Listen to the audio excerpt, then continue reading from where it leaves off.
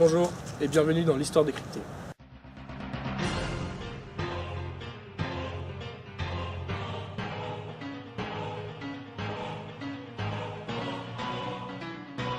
Aber dass die Partei weiterleben wird, das weiß ich. Und dass über alle Personen übersprachen werden.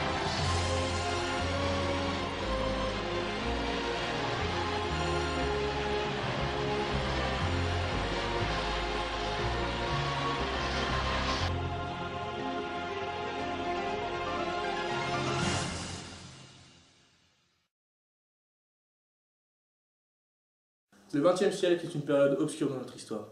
Après la Première Guerre mondiale, le monde voit naître un personnage bien connu aujourd'hui, Adolf Hitler. De nombreuses biographies décrivent et analysent son comportement et le mouvement dont il est à l'origine. En effet, il est à la tête d'un mouvement socialiste, donc essentiellement populaire. Cependant, il a tissé des liens très forts avec la société mondaine allemande de son époque. Donc comment a-t-il réussi à s'immiscer, puis à prendre le contrôle de cette société? Pour aborder ce sujet, il faut tout d'abord évoquer le contexte historique du monde de l'entre-deux-guerres. De l'héroïque boucherie de la Première Guerre mondiale résulte la création de la Société des Nations.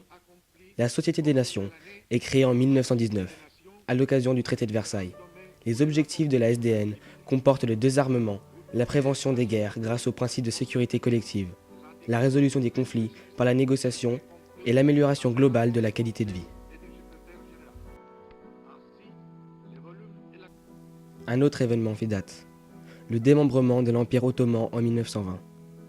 En effet, allié aux Austro-Hongrois et aux Allemands, l'Empire ottoman se trouve dans le camp des vaincus.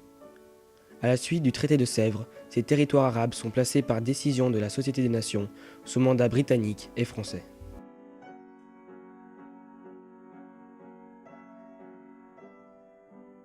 De plus, l'effondrement de l'Empire austro-hongrois après la fin de la Première Guerre mondiale aboutit à un partage du territoire de l'ancien empire d'Autriche-Hongrie en 6 États. La Tchécoslovaquie, le royaume des Serbes, Croates et Slovènes, la Pologne, la République d'Autriche, la République démocratique hongroise et le royaume de Roumanie. Ces nouveaux pays sont appelés les États successeurs de l'Autriche-Hongrie. Ailleurs dans le monde, Franklin Delano Roosevelt est réélu lors des élections américaines de 1936. Après un relatif succès du New Deal, le peuple américain garde confiance en son président, qui lui promet encore des améliorations concernant le chômage.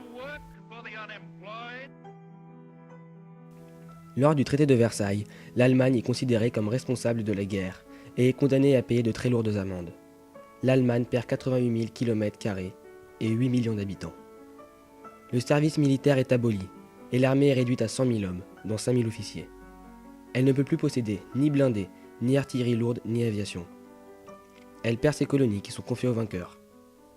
Comme responsable de la guerre, l'Allemagne doit débiter des réparations qui sont évaluées en 1921 à 132 milliards de marks or à payer en 30 ans. Tous les brevets allemands sont perdus. En 1918, l'effort financier dû à la guerre et aux réparations provoque une forte inflation et un endettement important de l'État.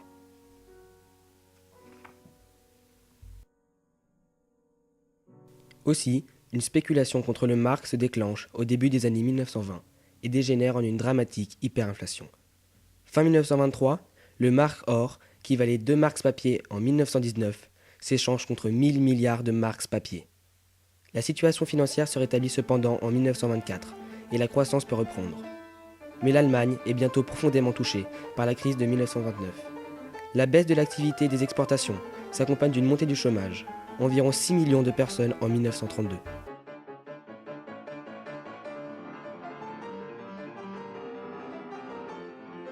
Hitler naît dans un petit village du nom de Braunau-sur-Inn le 20 avril 1889. Hitler grandit dans une famille aux revenus modestes. Il perd son père à l'âge de 14 ans.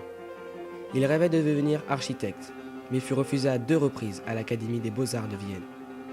Hitler est donc contraint à vivre pauvrement, mais reste tout de même dans la capitale autrichienne, s'imprégnant de la politique viennoise et autrichienne. Il devient partisan d'un nationalisme marqué de pan-germanisme autrichien. Le jeune homme admire les succès du mouvement social-chrétien dirigé par Karl de Geer. Il est déjà accoutumé au discours sur l'antisémitisme.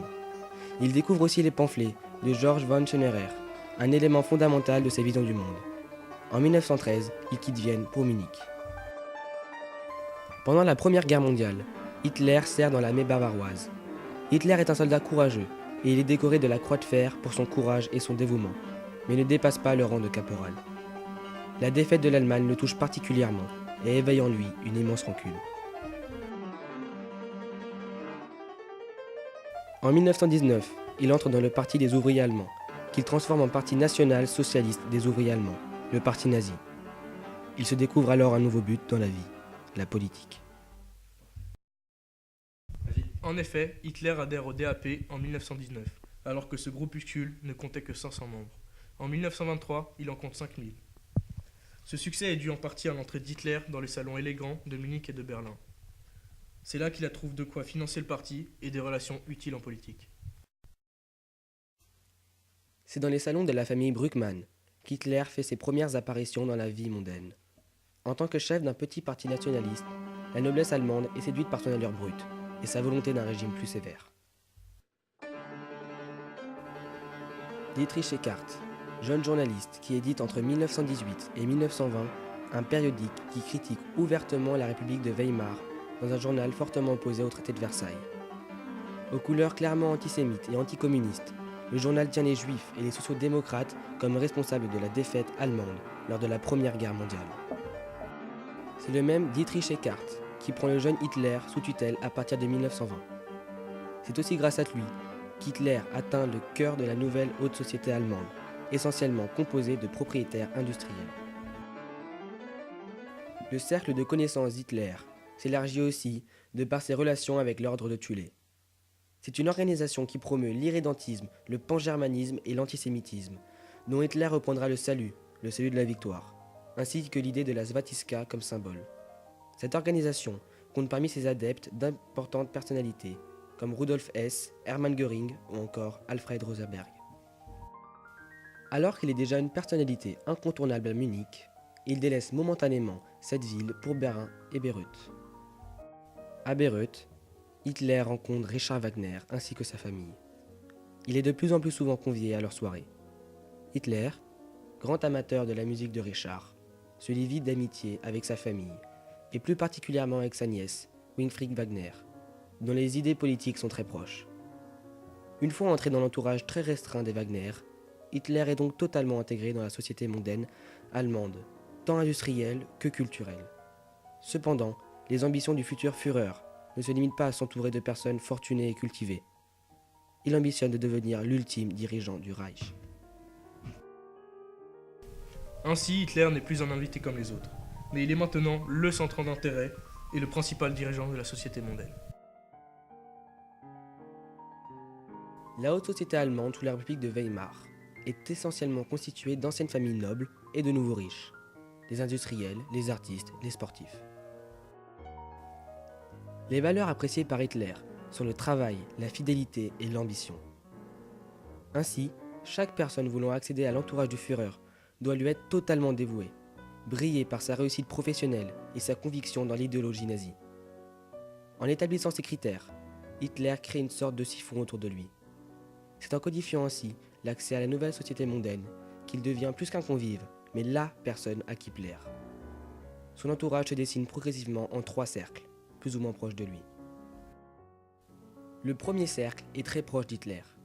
Il concentre un petit nombre d'hommes et de femmes, entre 200 et 250 personnes, qui sont systématiquement invités aux dîners officiels et reçoivent des cadeaux de la part des dirigeants nazis. Le deuxième cercle est plus large. Ce sont des relations régulières mais pas systématiques, avec des célébrités qui n'ont pas vraiment d'influence sur le pouvoir nazi. Enfin, le troisième cercle compte entre 4000 et 5000 personnes. La plupart sont des nobles, hauts fonctionnaires, artistes, sportifs ou encore des hommes d'affaires. De plus, Hitler s'entoure déjà de fidèles lieutenants, comme Hermann Göring, Joseph Goebbels ou encore Heinrich Himmler. Il les pose comme modèle d'une société nazie, poussant les critères que sont le travail, la fidélité et l'ambition à leur maximum. Ils deviendront ministres.